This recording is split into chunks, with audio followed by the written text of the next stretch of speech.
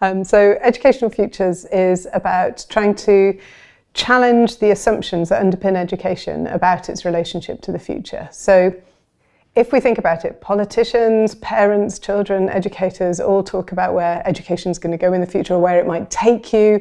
You have pop songs, Whitney Houston's, children are the future. There's a whole set of assumptions that education is about the future. And the whole point of Educational Futures study is to say, well, what is that relationship? What is the assumption? What is the nature of the relationship between education and the future?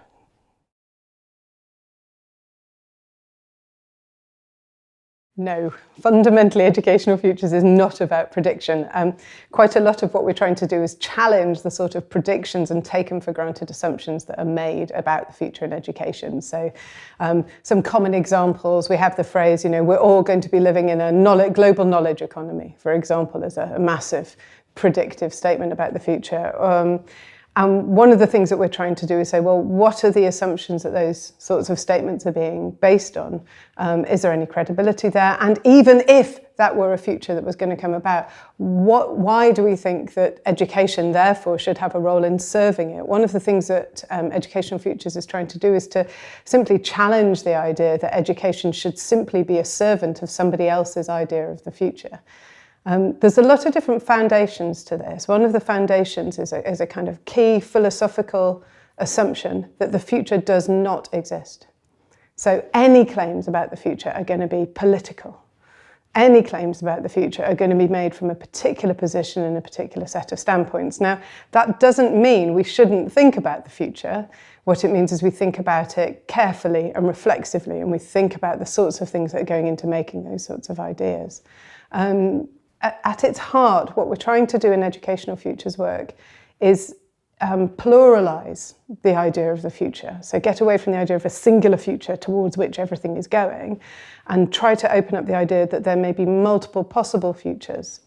And what that does, if we think that there are multiple possible futures, is it allows us to think about the present differently. It allows us to say, well, if one of our possible futures, for example, is a world of significant climate disruption, radical changes to the weather, to population migration, and so forth, what does that mean for what we might be doing now?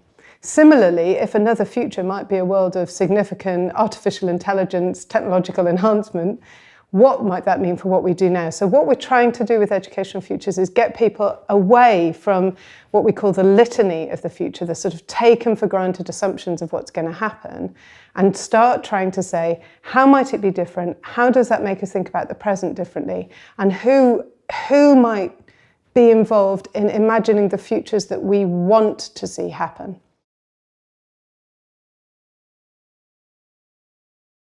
Well, it depends who's making them. So the main claims about the future are what there's a guy called Sahai Iniotullah, which is a really long and complicated name, but he's a brilliant futurist in Malaysia. And he talked about the litany of the future, which is a common set of assumptions about what's going to happen. And what we can say is that the litany at the moment, and it changes at different times, but the litany at the moment is a narrative of ever-increasing growth. We will continue to have economic growth, and things will pretty much stay the same as they are, but there'll just still be a few kind of inequalities that we can fix those as long as there's ever continuing economic growth. That's probably the top-level litany. After a summer like we've had this year, when it's been really hot weather, however, sometimes the litany changes. So this summer we've started seeing a lot of people saying, hang on, this climate change thing might be real, this climate change thing might be happening. What on earth are we going to do about that? And that litany then changes. But what we're trying to do with Educational Futures work, or any sort of futures work really, is to try to treat all of those sort of top-level statements with a degree of skepticism, and to say, how might we build our capacity to both imagine and create futures that are the futures that we really want to see coming about?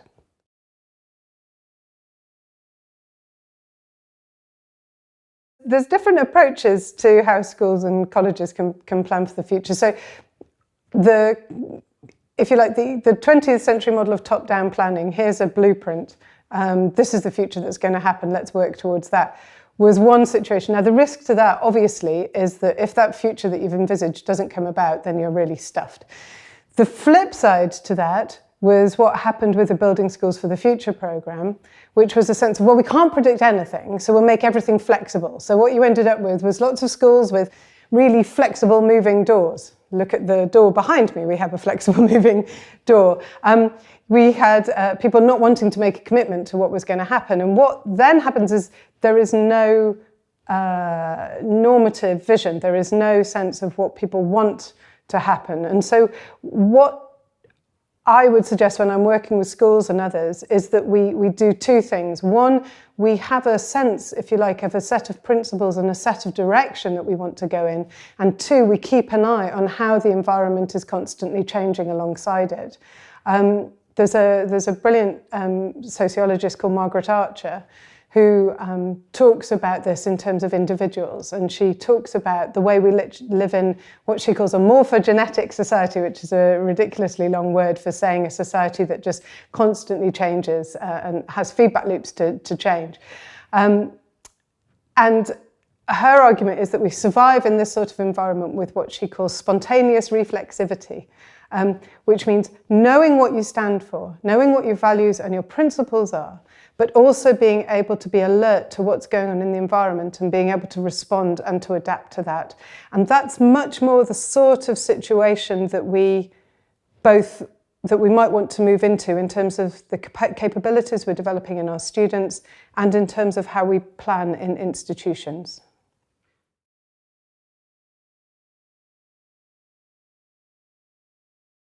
I mean, the moral dimension is really what's driven me in terms of getting involved in educational futures since the beginning. So I started off working in the area of education technology. And what happens if you work in the area of education technology is that you realise that big tech companies are effectively writing blueprints for the future of society and the future of education. And they're very well networked into government and they're very well networked into policy. And they're able to say things like, this is the way the future is going to go and education has to adapt to it. And so one of the things that we're trying to do when we do educational futures work is to ask who has the authority to make those sorts of statements, whose voices should be heard in terms of imagining both the future for society and the future for education. So a core moral imperative, or I see it as a moral imperative to educational futures work, is one about who has the power to tell the stories about the future.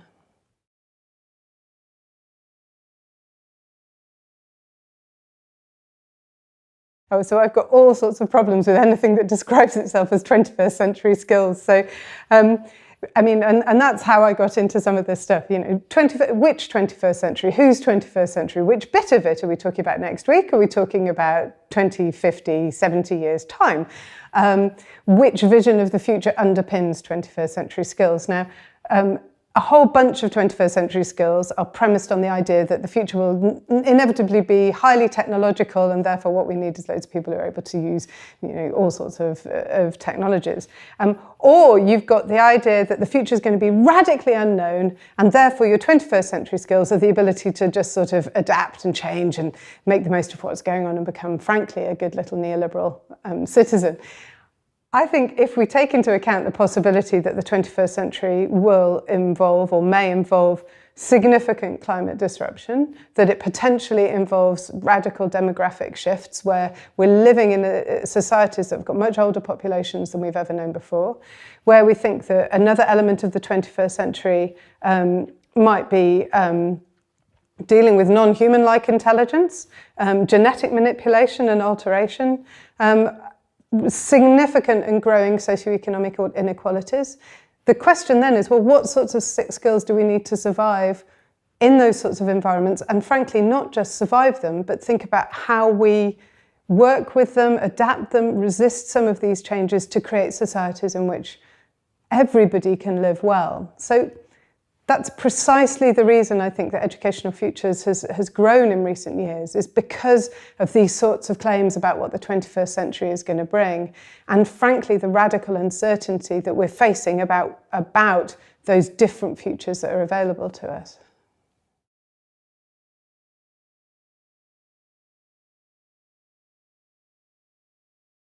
I don't see demographic shifts as more relevant than digital literacy at all. I think these are all trends that interact with each other.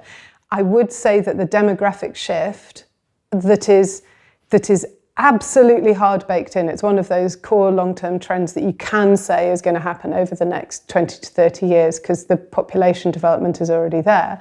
I would say that that's not been thought about enough in education policy. So if we compare the amount of discussion of the 21st century as a time of new technologies, as compared with the 21st century as a time of population ageing in education, the latter is hardly ever talked about, and yet the implications are enormous.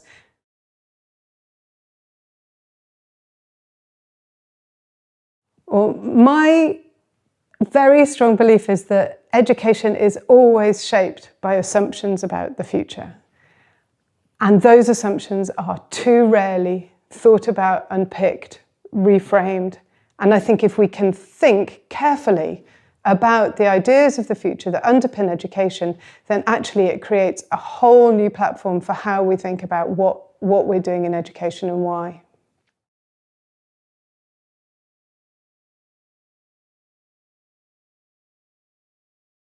We've always been facing change. There's no doubt any civilization has been dealing with change. There's a really brilliant book on the emergence of the research university in the 18th century and the way in which they were suddenly responding to the development of the printing press as a massive new technology, and it was completely changing everybody's sense of who they were in the world and who knew what and what it meant to be educated. So change is always there. There's also that brilliant phrase, I think it's William Gibson, who says, technology is the word we use for anything that's been invented since we were alive. You know, everything else is just normal. So there has always been a load of change. I suppose the critical thing that we would try to do in educational futures is understand the processes of change that are at play at any given time. So it's trying to understand how change is happening and what the relationships are between different elements of society.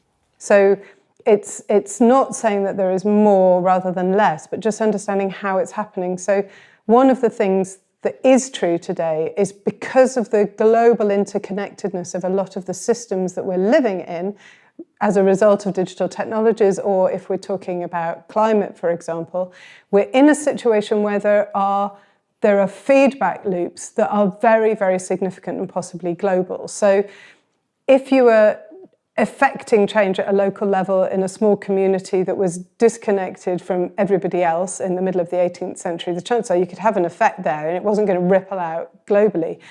At the moment, because of the situation, because of the global interconnectedness, because of the digital systems, the economic systems, small changes in one place can have a significant effect elsewhere. So, for example, is the phrase in that we use in science and technology studies is large-scale systems of systems.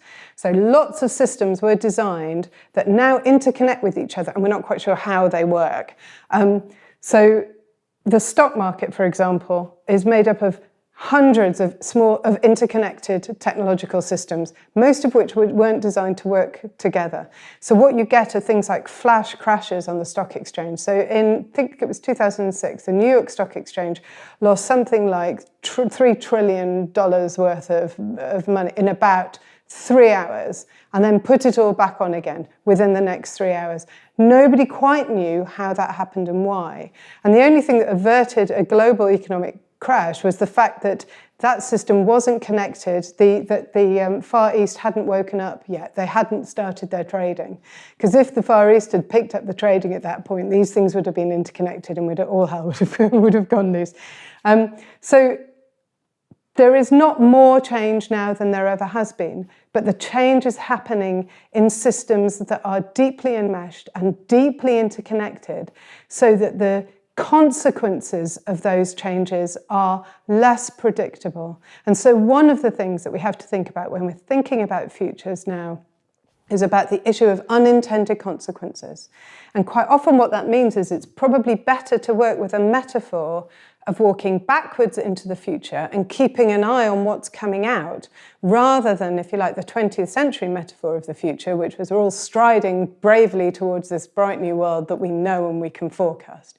So one of the things we're trying to do with Educational Futures is change the metaphor a little bit in terms of the sorts of claims that we can make, the sort of hubris that we have in relation to the future, and adopt a much more sort of provisional sense of working with modesty, working with a degree of assumption that the unexpected might happen.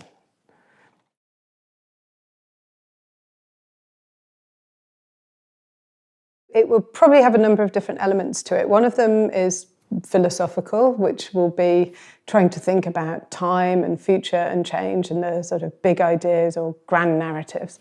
But then there'll be often an engaged element. So it's about working with a diverse group of people to say what sorts of futures might we be imagining. Quite often you're working with students, children, parents, anybody who's got an interest in education. I've worked with trades union leaders, I've worked with school college leaders.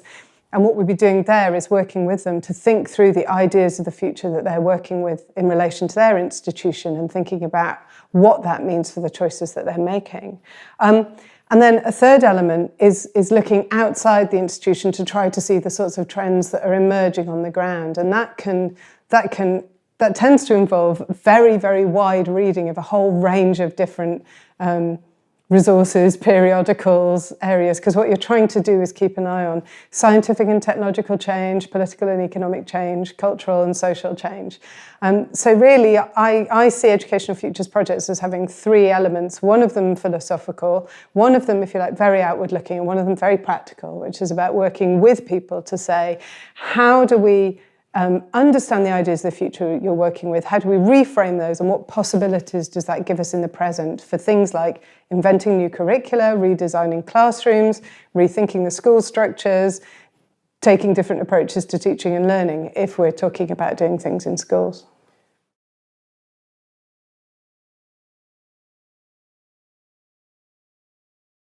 It's both of those things. Educational Futures has an interest in grand narratives. What's the big story about education and change? But it is also an empirical project. So if I think about a couple of my recent PhD students, for example, so one of them is looking in real detail at how 16-year-olds' ideas of the future are informing the decisions they're making about what they're going to do in schools. Or another student is looking at how the big stories about technology and big data are playing out in the school classroom and looking at precisely how those ideas of numbers and technology are changing the way in which teachers and kids work in schools. So the point is to be agile and to work with both of these issues, to work at a philosophical level, so understand what the future is, what change is, what time is, and at a practical level, working at an empirical level with what's going on a day-to-day basis.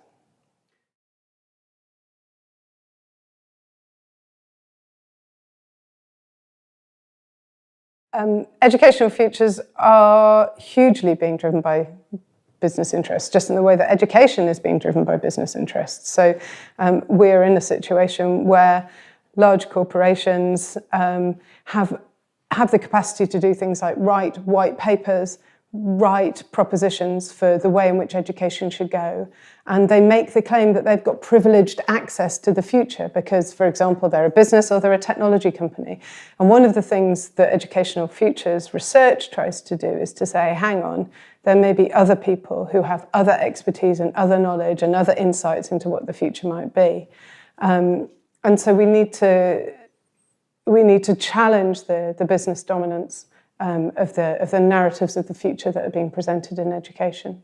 I would also say that one of the things that we try to do in Educational Futures is also to say that education has a purpose that is not just about preparing for the future.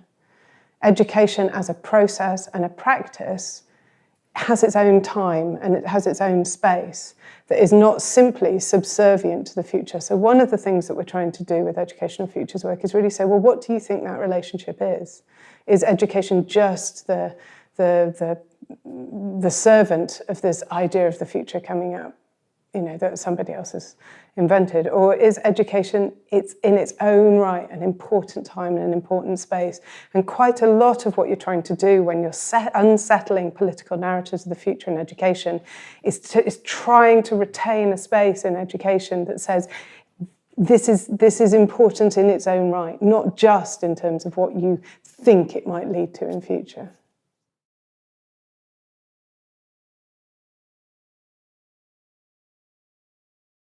I'm inclined to say I've never much liked being told what to do, and I think quite a lot of what I'm interested in terms of the idea of futures is that it is the sort of narrative that seeks to dominate, that seeks to take control of other people's way of living in the world. So Nicholas Rose writes about this. He calls it anticipatory governance, and he basically says there's visions of the future that control and colonize what happens in the present.